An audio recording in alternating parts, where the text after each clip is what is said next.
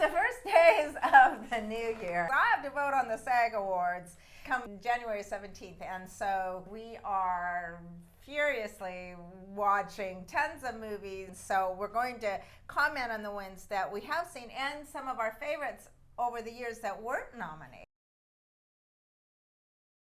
And if you like Scarlett Johansson, we recommend JOJO Rabbit. We did see that the other day. Oh yes. It's another film where they try to balance the two, both drama and comedy. I think they're a little bit more successful in this one. More successful. JOJO Rabbit is about a young boy growing up at the tail end of Nazi Germany who, because of I think his father has gone off to war, the boy is needing something, and so he identifies with and wants to join a young Nazi group. And everybody in the town is trying to convince him not to. And he discovers that his mother, played by Scarlett Johansson, has rescued a young Jewish girl and is hiding her in their attic. And the little boy is kind of torn about what to do about this, and the whole story follows their relationship. It's really sweet. There's some very dramatic, very heartbreaking moments, but it's also just a lot of silly fun, and it just kind of shows you for the Nazis for what they really were.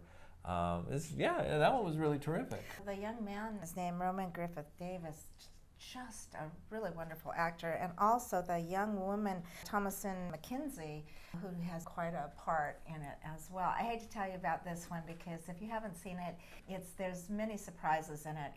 I think it was very successful, melding the comedy, the desperation, the sadness, and I mean, let me tell you, there's some very, very, very difficult things to get through. But I'll give a warning about that. About yeah, 10 minutes into it. 10 minutes in, you'll know what it is. You might want to fast forward a little bit. Fast forward a little bit over that. But then there's some others in there that are just devastating, but really, really good. And I think Scarlett Johansson, for me, in this film, because I think she was directed by Waititi. He was a really good director. He's also in it because he plays not the alter ego, but he plays the boy's childhood friend, Adolf Hitler. Adolf Hitler.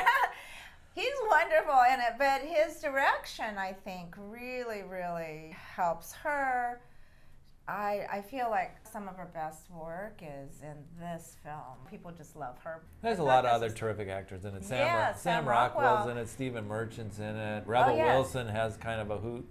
It's kind of a hoot part. Again, the whole cast is really, really good. And So we like that one. I wasn't sure I wanted to watch it in the beginning, nor was Rob, and so then we put it on the other day, and we were very, very. If you see the trailer is a little bit different from the movie because the movie is a little bit more dramatic and a little bit more human than the trailer leads you to believe. And it's beautifully shot. Cinematography in it is just really stunning, and they use the cinematography for impact on some of the more terrible moments. I mean, but in a really abstract, beautiful way. I think more than being gratuitous or when something is so unexpected. Stop that.